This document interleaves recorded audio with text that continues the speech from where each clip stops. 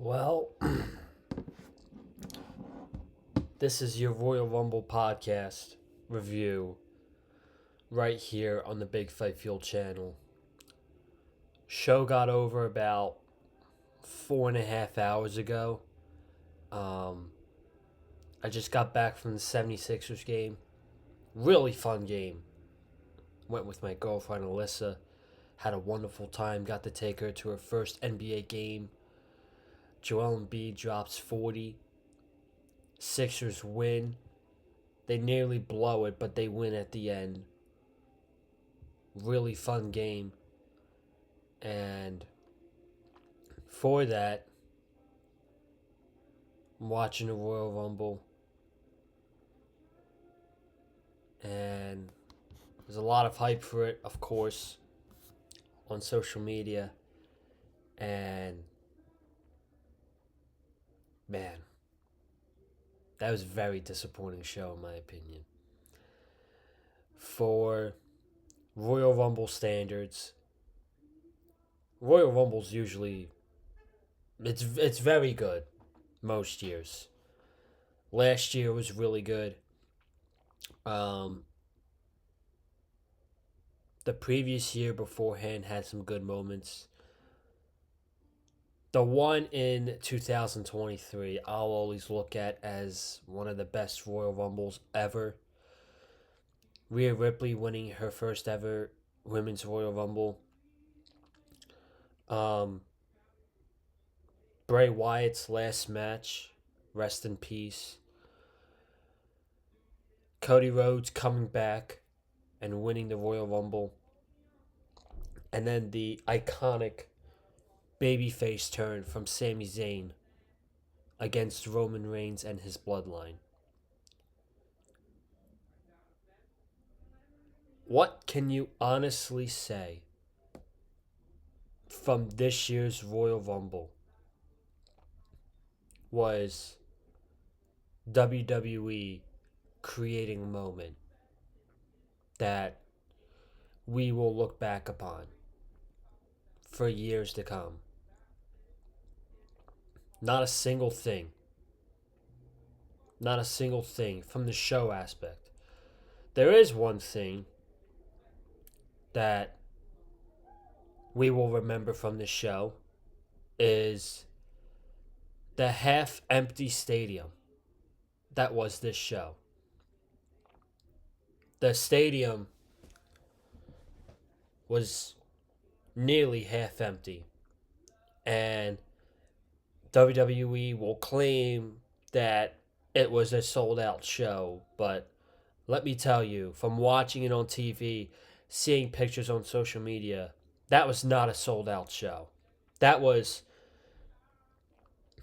a half full arena show, which is embarrassing, um, because this is WWE's spot. WWE loves going to Saudi Arabia, and they love their Saudi Arabian fans. And not only was this a half empty stadium, these fans were a negative reason for the show. Um, with the phone light flashings and doing chants about themselves and singing Olay during both Royal Rumble matches. They were chanting "Thank you, Cena" during the Women's Royal Rumble match. Like, this crowd couldn't give a single shit about that Women's Royal Rumble match. They popped about a couple things, but most of the night you hear these people coming out. They have no fucking clue who they are. You know, Powerhouse Hobbs makes his debut as Royce Keys, no pop. Um, Gosh, there's so many others. Um, Brie Bella got one of the biggest pops of the night. Brie Bella. She is so 2010s. Was the big surprise in the women's Royal Rumble match. Brie Bella got the biggest pop of the entire night. This crowd is all about nostalgia. And between the half empty crowd and the crowd not giving a shit about, and like, they were very into the AJ Styles Gunther match. They were very into the Sami Zayn Drew McIntyre match because Sami Zayn is their guy. But I felt like during the both Royal Rumble matches, they were loud. They were more into the men's Royal Rumble, but God, they could not give a shit about the women's Royal Rumble, and it was very unfortunate because at the end, the women worked their ass off. They were chanting "overrated" at Lash Legend. The women worked their asses off. Unfortunately, we'll get to it all, but um, the crowd just made the show worse, and I am not excited at all for when they go to Saudi Arabia for WrestleMania next year, because they're locked in to going to Saudi Arabia for WrestleMania next year and whatever. Hopefully, after that, they don't do any more major PLEs in Saudi Arabia because WWE, too, specifically built this stadium for the Royal Rumble, and they added LED lights in the seats. And then like in the middle of the women's Royal Rumble, they turned off the LED lights because it looked like nobody was in the crowd. This company obviously didn't learn their lesson from Money in the Bank when they was in the Intuit Dome in Los Angeles, and you had the lights in the seats, and it made it look like it was an empty stadium at Money in the Bank back in June. And I mean, again, they're gonna go to WrestleMania. They're gonna go to Saudi for WrestleMania next year, but hopefully after that, they are done with the major PLEs in Saudi Arabia. You know, if they want to have their night of champions and their crown jewels every year, I don't care. Fine, but going to Saudi Arabia for the Royal Rumble or going to Saudi Arabia for WrestleMania, it's just completely ridiculous. And the fact that Saudi Arabia is getting WrestleMania before London, England is a damn disgrace because London is always one of the best crowds when WWE goes to London. That is a country that deserves WrestleMania and has deserved WrestleMania for the longest time. And yet they've never gotten a WrestleMania. That is a shame. That is a damn shame.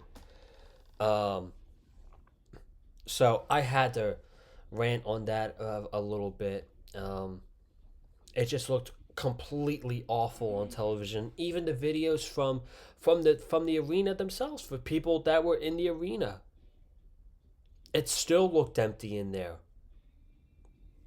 So this was a huge disappointment for WWE because it did not look good on TV at all. It looked really bad on TV. And then just the booking of this show was bad, and it's WWE being safe again. Um, and you have these big shows, and you know Survivor Series in November was a huge disappointment. This show tonight was a huge disappointment, and WWE just I don't know, man. I don't know. I find it so funny. I find it hilarious how yesterday Roman Reigns is on Pat McAfee's show and he is talking shit on WWE Creative saying how the creative had 2 years to make new stars once Roman lost the WWE Championship to Cody Rhodes at WrestleMania 40. They had 2 years to create new stars for the future, and they failed at doing it. And what happens literally 24 hours later, Roman Reigns is proven right, and they book him to win the Royal Rumble. I love Roman Reigns. He is a legend. He is no doubtably a Hall of Famer. Um, one of the best. But Roman Reigns did not need to win this Royal Rumble. Roman Reigns didn't need the Royal Rumble. Guys like Jacob Fatu, Braun Breaker. Can you imagine if Oba Femi ended up winning the Royal Rumble from number one? How amazing that would have been. Instead, they go right back to the well of we have to be safe and cautious. Let's give this to Roman Reigns. Let's give Roman Reigns another main event of WrestleMania. Meanwhile, he's a part-time wrestler. He is a part-time wrestler who's more than likely going to win the world title at WrestleMania. I don't know who he's going to pick between CM Punk and Drew McIntyre or whoever's the WWE champion. He's more than likely going to win at WrestleMania and then leave for a couple months. Great. That's exactly what we need on WWE TV. And then just Roman, couple things that happened in the Royal Rumble. AJ Styles retiring, like having him retire 2 months, 3 months before WrestleMania, and having him retire in Saudi Arabia of all places is fucking crazy. We'll talk more about that when we get to that match, but overall, man, this was just a very disappointing show. So, um, just a very disappointing show. For it being the Royal Rumble and the start to WrestleMania, not good. Not good. So, don't mind me. I'm having a milkshake here. This is my dessert for the night.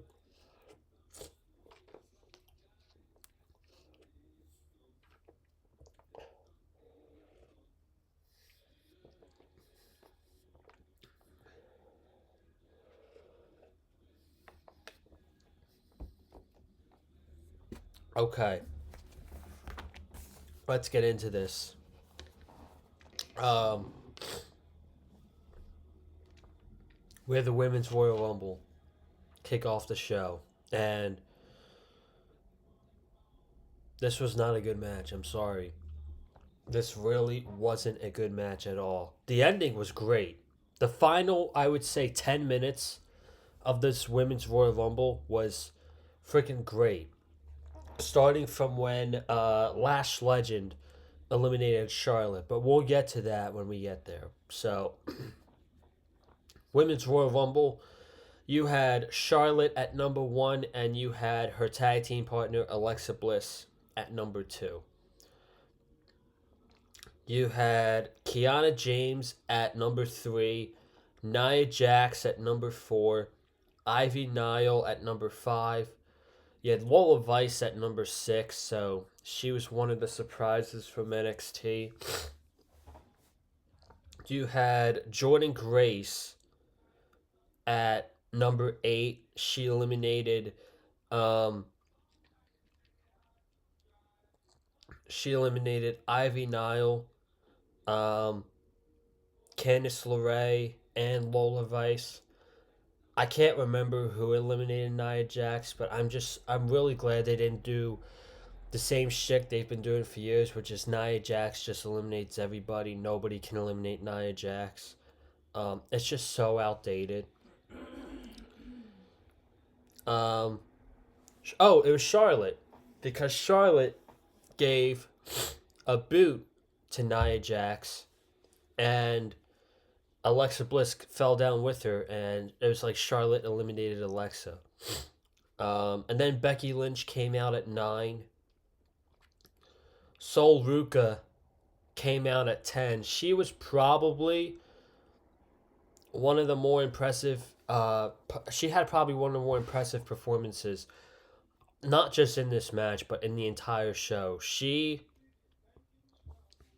was awesome in this match, and I think she will be in the main roster by the summer.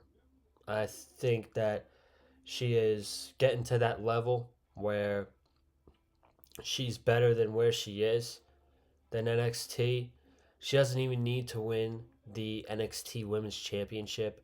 That's probably where they're going for that title because JC Jane was also in this match. But Sol Ruka, I wrote down my standout performances. There was only 4 from this match, and she was one of them. So Roxanne Perez was number 11. Maxine Dupree was number 12. And 13 came out Natty. And Natty ended up eliminating Maxine Dupree, and this was.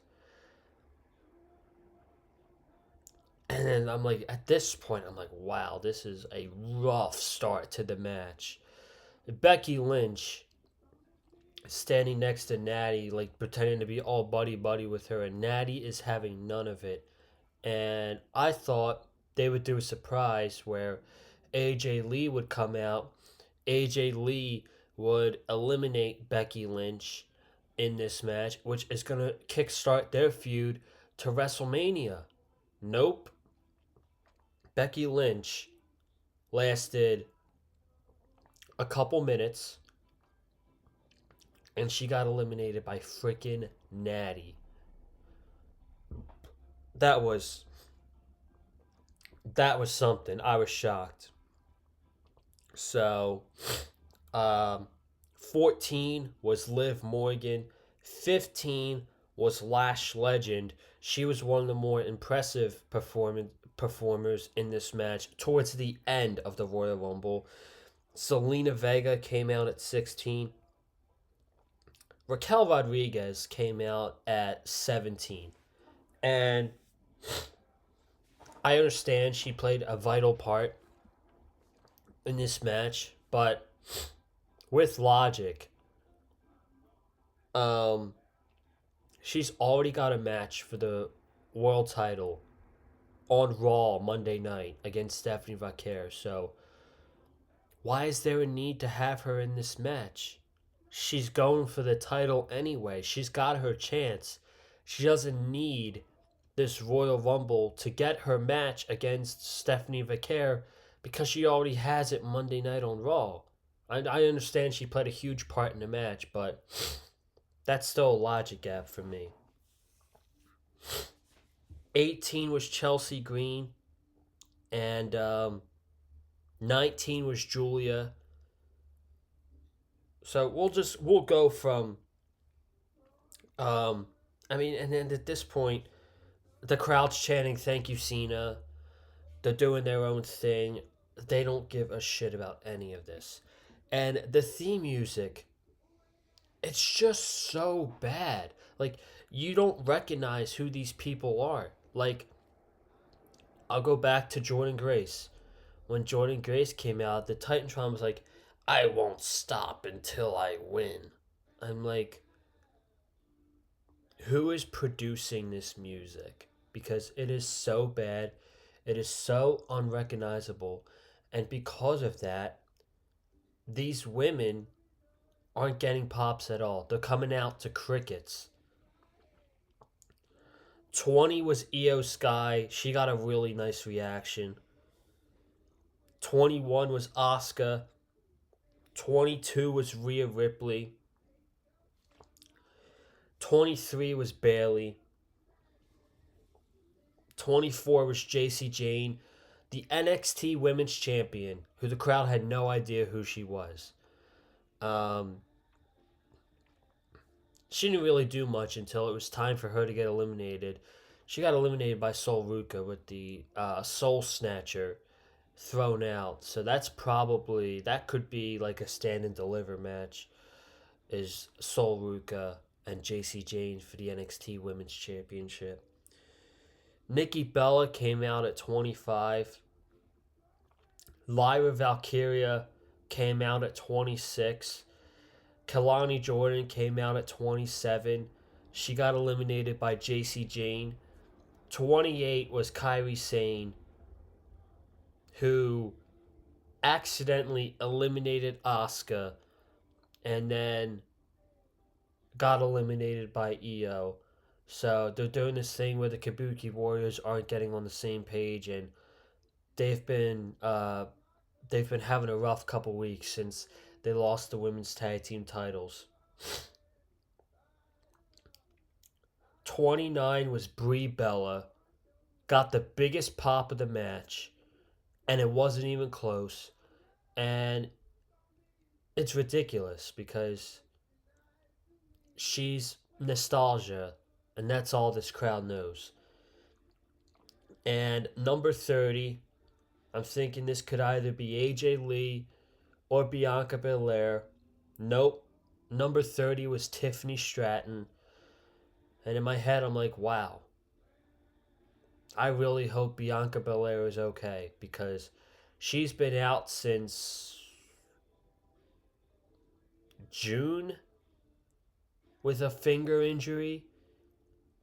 She must have the world's worst finger injury ever because 7 months to recover from a finger injury, that's kind of wild, man. That's kind of wild. So, no Bianca Belair in this match, who, by the way, a lot of people had winning. A lot of people thought Bianca Belair was going to come back and win this match. And it made total sense with Jade Cargill being the women's champion. So, this match was not good at all. But we'll get to the good part. So, Lash Legend starts clearing house. She eliminates both Bellas. The crowd was pissed. She eliminates Charlotte Flair. This crowd is even more pissed. And then she eliminates Io. This crowd's over it. This crowd starts chanting, overrated, overrated. I'm really glad they didn't do the same spot, like repetitive spots from years and years and years, because now, like, they showcase a lot of women that usually haven't been showcased the last couple of years because they've been in NXT or whatnot. My standout performers in the match were Kiana James, who got eliminated by like number 19, I think, but she still looked really good in that match. Kiana James. Sol Ruka was the MVP, even though she didn't win. Liv Morgan and Lash Legend. So where are we? Io gets eliminated. So we're down to Sol Ruka, Liv Morgan, Lash Legend, Raquel Rodriguez, Rhea Ripley, and Tiffany Stratton. So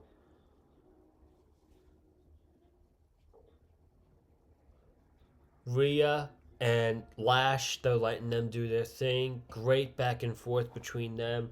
Rhea ended up getting the better of Lash Legend, and then immediately she got eliminated by Raquel Rodriguez, and from behind, Liv Morgan intentionally dumps over Raquel Rodriguez to a huge pop.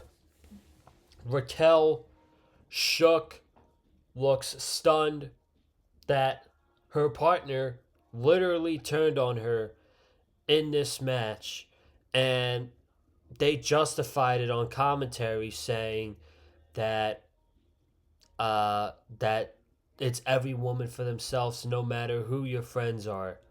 So they're playing it up as if Liv Morgan is the baby face, and I do have a suspicion about that. So we're down to three. We're down to Liv Morgan, Sol Ruka, and Tiffany Stratton.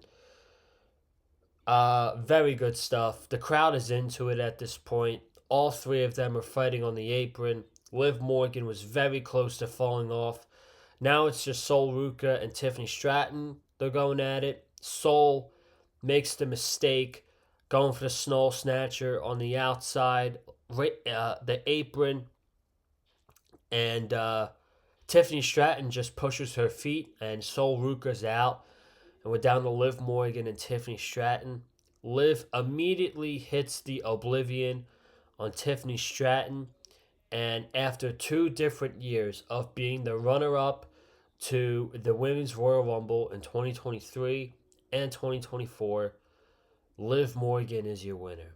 Liv Morgan is going on to WrestleMania for a championship match, whether it's the Women's World Heavyweight Championship or the Women's Championship. So, like I've said numerous times, overall, this was not a good match, but the final 10 minutes, I would say the final 10 minutes of this match were great. And it's not enough for me to give this a good match, but I would say I would say the final 10 minutes were great, and this was the right outcome. Liv Morgan was legitimately the only option that made sense in this match to win. It was Liv Morgan, and if it wasn't Liv Morgan, it was Bianca Belair, and Bianca Belair wasn't even in this match.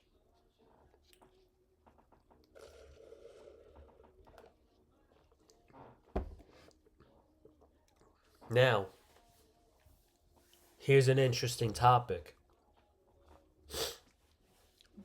We have Raquel Rodriguez versus Stephanie Vaquer for the Women's World Heavyweight Championship Monday night on Raw. What if Liv and Raquel, they're in the same faction? The Judgment Day is blowing up with everything with Finn Balor, and now this. The Judgment Day is going to blow up in flames. What if we get Raquel, and this is not what I prefer. I would just prefer Stephanie Vaquer versus Liv Morgan. That's the better match. But what if Raquel wins? She's the Women's World Heavyweight Champion.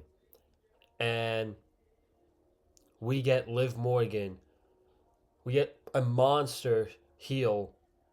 Raquel goes on like a monster heel champion run for like 2 months. And WrestleMania comes around. You get heel Raquel Rodriguez defending against babyface Liv Morgan. And Liv Morgan just wins the title there. That they could do that. This result and the way things happen with Liv eliminating Raquel, it definitely makes the match on Monday more interesting as to what the outcome could be. So, we'll see what happens. Liv Morgan is your 2026 Women's Royal Rumble winner.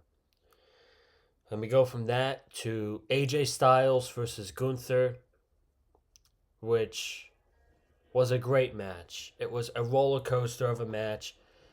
AJ Styles, I really did think AJ Styles was going to win this match. I mean, you saw the way he wrestled at Saturday night's main event. And then in this match, you're like, this guy doesn't look like he's ready to retire. This guy doesn't look like the wheels are falling off from AJ Styles. It just doesn't. He looks so good in there against Gunther, against Shinsuke Nakamura, and I guess this really was going to be his last match because it was literally the same finish from the John Cena match in December with Gunther, except AJ Styles didn't tap out. He just passed out. And he hit the Styles Clash, and I really thought that was it. And he had him in the calf crusher for so long, but literally, this was so good. Power bombs, kicking out, crowds going crazy. These guys had a great match. They really did. This really was a great match. This was probably the best match on the entire show. I don't think it was better than the AJ match with Shinsuke Nakamura last week. I don't think that at all. But this ending was literally the same thing as the John Cena match. Sleeper hold for literally 4 or 5 minutes. AJ bulking up, trying to get out of it. Gunther, elbows, elbows, elbows, trap in the arm. Sleeper, AJ fighting out of it again. And then at the end, it was just too much. It was just too much. And AJ passes out. Ref rings the bell. And that's it. A great match, but you can't help but not be disappointed in this result because you're telling me they're going to end the career of the phenomenal AJ Styles in Saudi Arabia, of all places, and they made it way too obvious. And that's the whole reason I picked AJ Styles. They made it way too obvious that this guy was going to retire in this match. They actually did it. They actually did it. They retired AJ Styles in Saudi Arabia. And they did the whole thing where he was going to put the gloves in the middle of the mat, but he didn't, and he put it back on, and he did the P1 symbol, and he's celebrating with the crowd while getting emotional, doing the too sweet, and he just walks off into the sunset. And to me and multiple people, I feel like, didn't feel like a goodbye to wrestling. It just felt like a goodbye to WWE. But then Triple H goes on the post show and he says he's already talked to AJ. It sounds like AJ just wants to be done wrestling, so possibly in the future he'll have a backstage role. Whatever. You never know what to believe in this guy. This guy said again, by the way, that this was a new era. He said that after Survivor Series. He said that after John Cena retired, and he's saying it again. So you don't really know what to believe from Triple H. He said this is a new era of WWE 3 times in a span of 2 months. So is this really it for AJ Styles? I don't know. Would I have ended his career in Saudi Arabia? No, I would have not. Seeing how this guy moves and how this guy's put on great matches 2 weeks in a row, and you're telling me he's hanging up the boots? I don't know, man. I don't know if I'm buying that.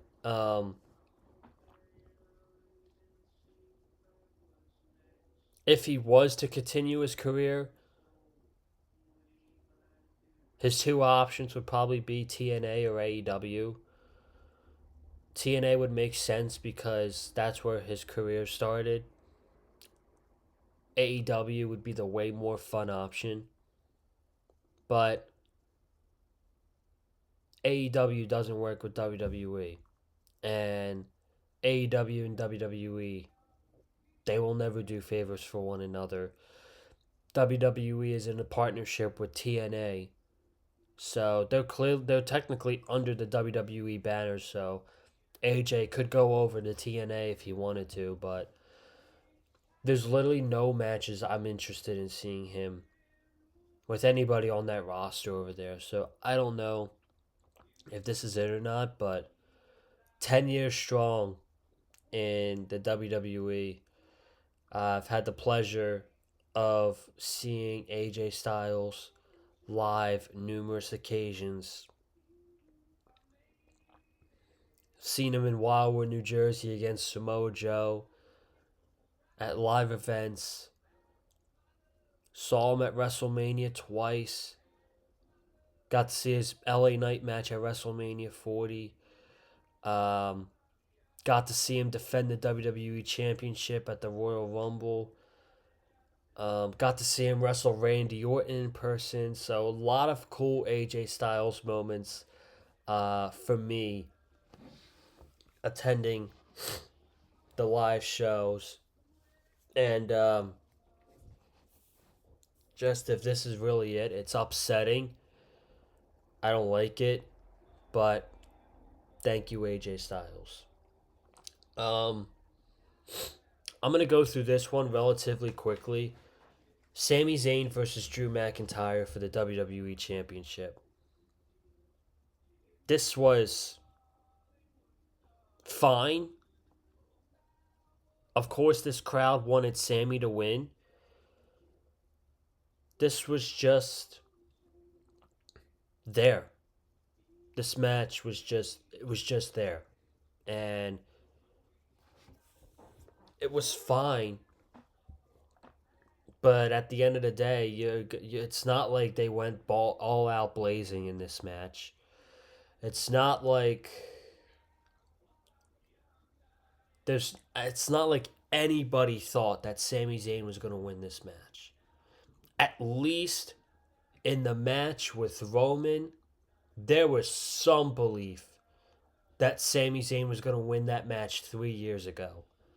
And he didn't, and he went on to a great storyline with Kevin Owens where they won the tag team titles and all that. And it feels like Sami Zayn is just stuck with this spot where he's a good worker and close to WrestleMania. He's just the challenger for the champion to get to WrestleMania. And he was that in 2023 for Roman Reigns, and he was that challenger again 3 years later for Drew McIntyre, and he's never evolved, and he's always in the same predicament. And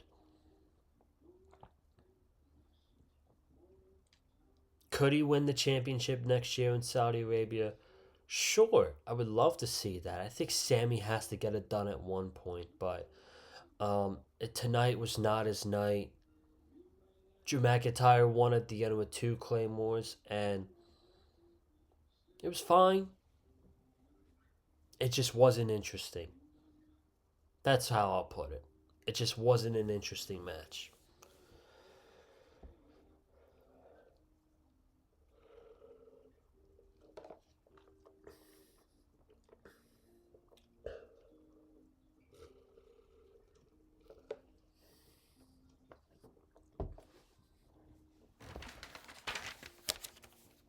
So, here we go.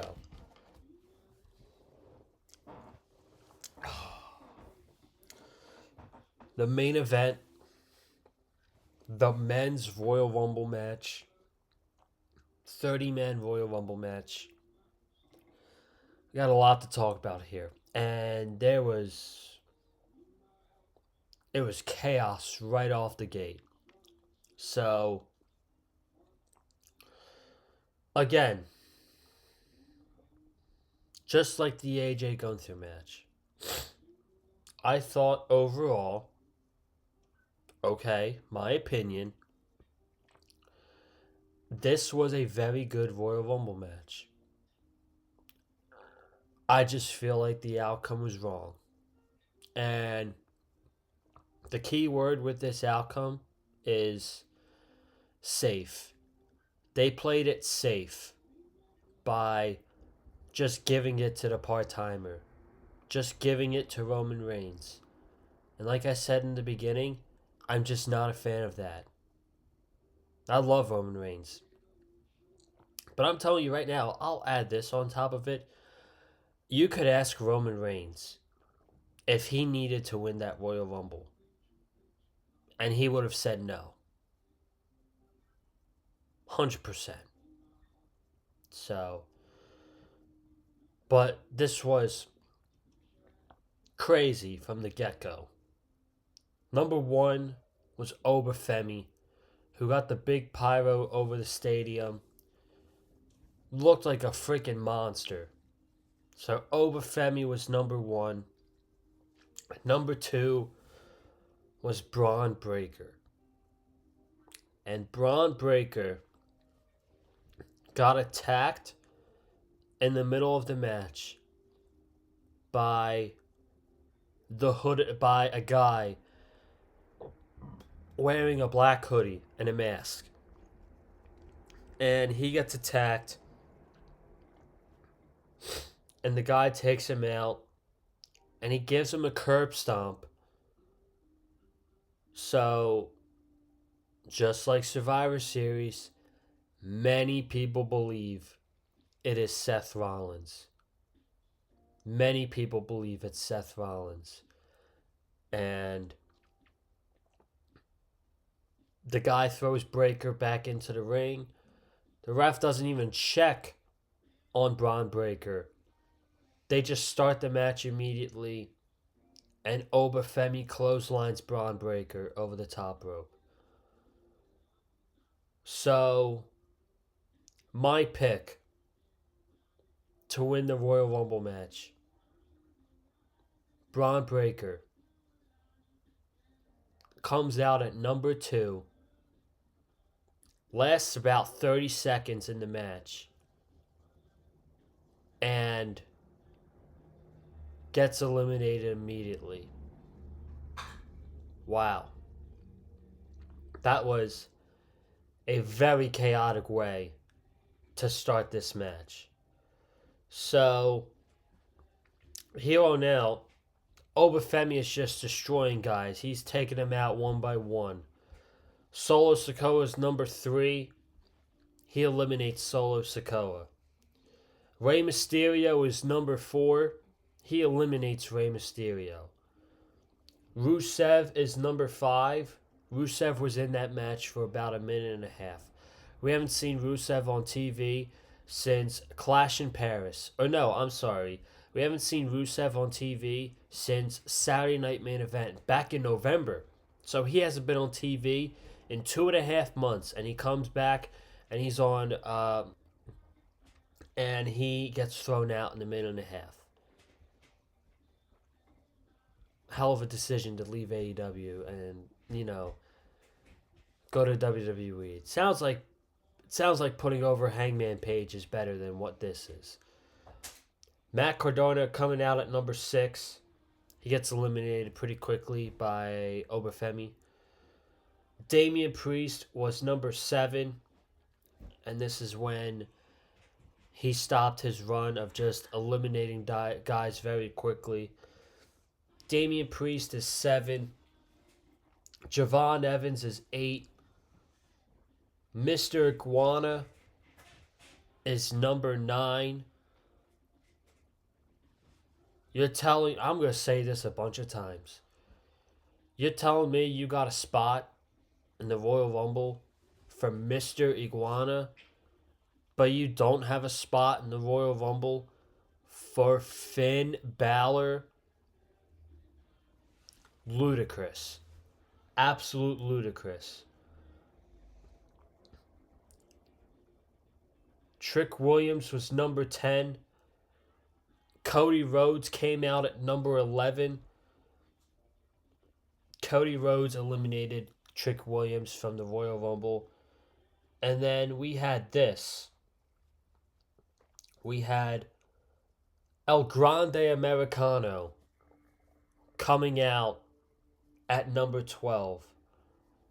And that's when Cody eliminated Trick.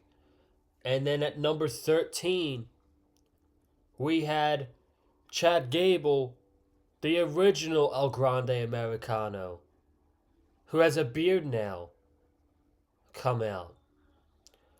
So we got Chad Gable, El Grande Americano, and we got Ludwig Kaiser, El Grande Americano.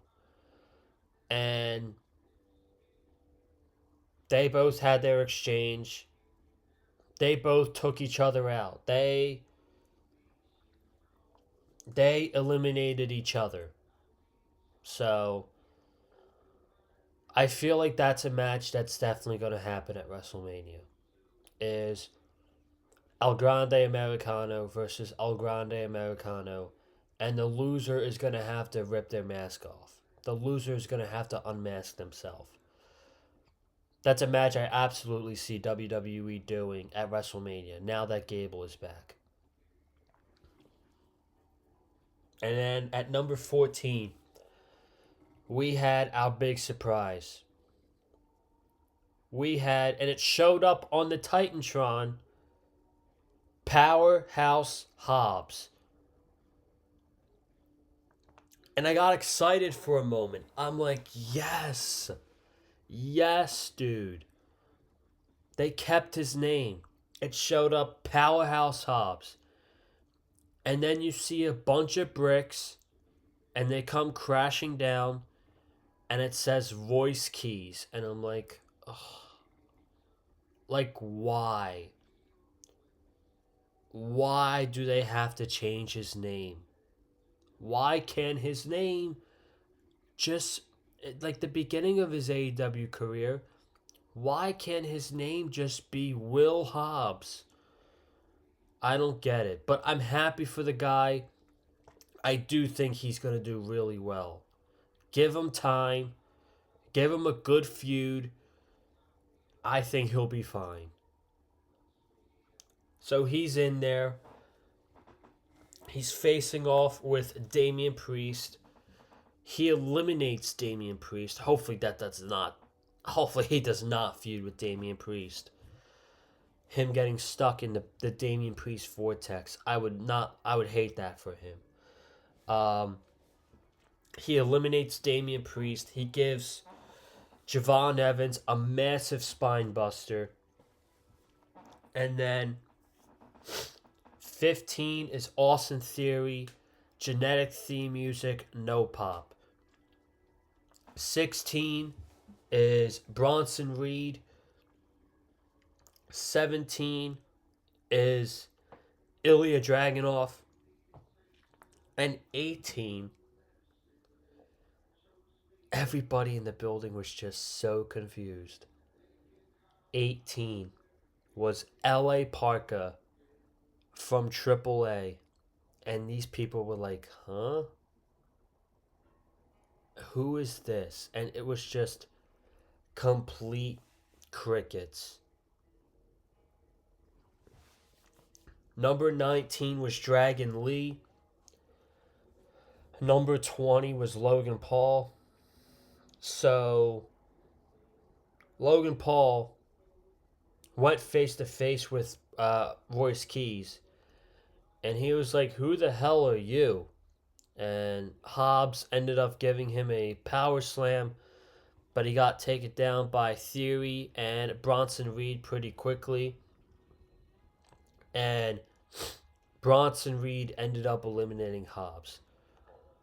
If he is on, it's going to take me a while for him to call him Royce Keys, by the way. If he is on Monday Night Raw and he's feuding with the Vision, I feel like that's a good start for him. I feel like feuding Hobbs with the Vision right off the bat, I feel like that would be really good. I think that would be nice for him.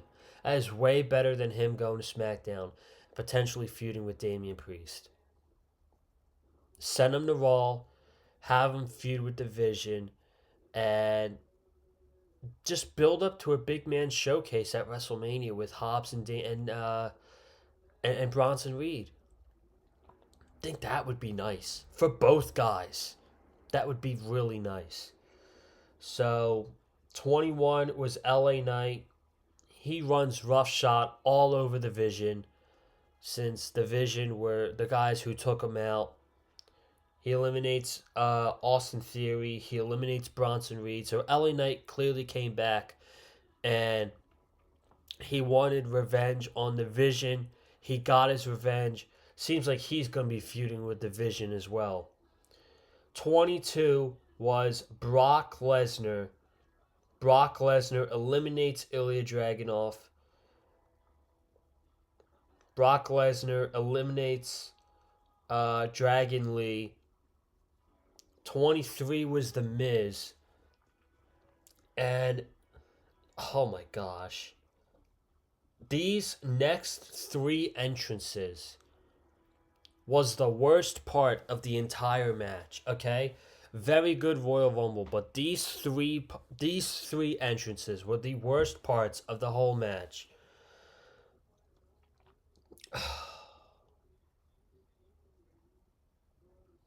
The biggest dumbass award, unfortunately, goes to Rey Fenix. Because Rey Fenix comes out at 24. And he's got Obafemi and Brock Lesnar in the ring. And this guy goes to the top rope immediately, jumps onto Brock Lesnar, gets F5'd, and then he suplexes Obafemi. And then he takes Rey Fenix and he F5s him again. And he tosses Rey Fenix out the ring like a piece of trash. Rey Fenix was one of the best wrestlers in the world in AEW. He decided to leave and go to WWE with his brother, Penta. It is clearly obvious, 9 months into his WWE run, this company had no interest in signing Rey Fenix. The only guy they remotely cared about was Penta, because with his booking, they have treated Rey Fenix like complete trash, and it is disgusting. This guy is a generational wrestler. This guy is electric, and they have treated him like garbage. His WrestleMania debut, he lost to El Grande Americano in 7 minutes. Then he was in a makeshift tag team with Andrade, which lasted about 2 months. Then he was jobbing out to the MFTs, and now he's getting eliminated in the Royal Rumble in 40 seconds. What a disaster of a WWE run. Meanwhile, you got guys jumping ship from WWE to AEW, like Tommaso Ciampa, and he won the TNT title in his very first match. His very first match, he won the TNT title tonight against Mark Briscoe. I haven't seen it yet. I'll catch up on it tomorrow. But it just goes to show a couple guys who jump over from AEW to WWE. The grass is not always greener on the other side. This might have been worse. 25, out comes Jey Uso. And by the way, before this, Brock Lesnar eliminates Obafemi over the top rope. During Jey Uso's long-ass entrance,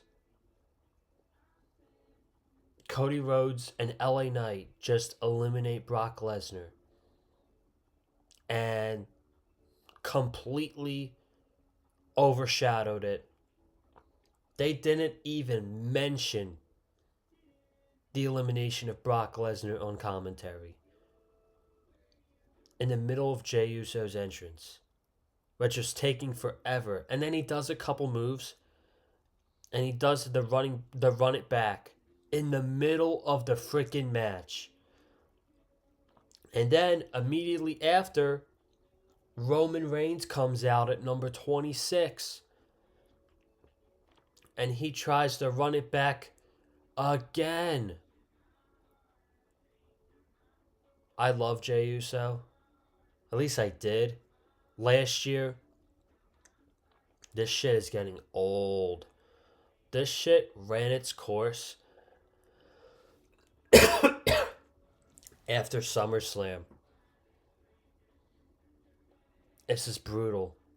This is fucking... It's fucking brutal. That was the worst part of the entire match. So, 27 is Jacob Fatu. 28 is Penta. 29 is Randy Orton. And number 30 was Gunther. So we're going to get to this point where we're down to... Javon Evans, Cody Rhodes, Logan Paul, Jey Uso, Roman Reigns, Jacob Fatu, Randy Orton... no, not Jey Uso. Randy Orton and Gunther. So, I believe it was Randy Orton who eliminated...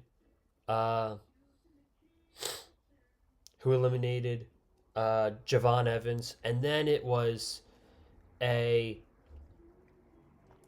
Cody and Randy Orton teaming up together to go after Gunther, and Cody accidentally hits the cutter on Randy Orton, and Gunther goes to clothesline Cody over at the top rope, but Cody holds on. And actually, at this point, we're down to 6. We're down to Cody, Jacob Fatu, Gunther, Randy Orton, Roman Reigns, and Logan Paul. Cody is holding on to the top rope. He flips back into the ring, and as he's flipping back into the ring, he gets Claymore kicked out of nowhere by Drew McIntyre. That was done beautifully. I loved how Drew McIntyre made his presence felt and how they handled that Cody elimination. And Jacob Fatu saw Drew McIntyre, got distracted by it, and Roman Reigns tossed him over the top rope. Loved it. I feel like we're getting that 3-way match at Elimination Chamber. Cody Rhodes, Jacob Fatu, and Drew McIntyre. You can pencil that in for the WWE title match at Elimination Chamber. So now we're down to 4. We're down to Logan Paul, Randy Orton, Roman Reigns, and Gunther. Logan Paul tries for the buckshot lariat, and he gets Superman punched by Roman Reigns, and he gets eliminated by Roman Reigns. Roman Reigns celebrates. He gets hit with an RKO by Randy Orton. Gunther throws Randy Orton out the ring. We are down to 2 people. We are down to Roman Reigns and Gunther, and they have a little exchange. Gunther puts the sleeper hold in. He's got it won, but Roman's able to escape. Spear Gunther, throw him over the top rope. Roman Reigns won your Royal Rumble. My standout performers were Obafemi, Javon Evans,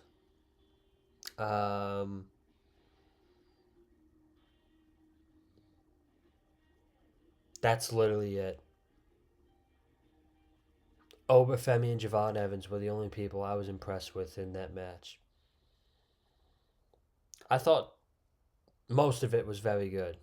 Again, there was a lot of parts I did not like. I freaking hated how they did the Ray Phoenix elimination, and I hated even worse everything involving Jey Uso in that match. Um, and again, I didn't like the outcome.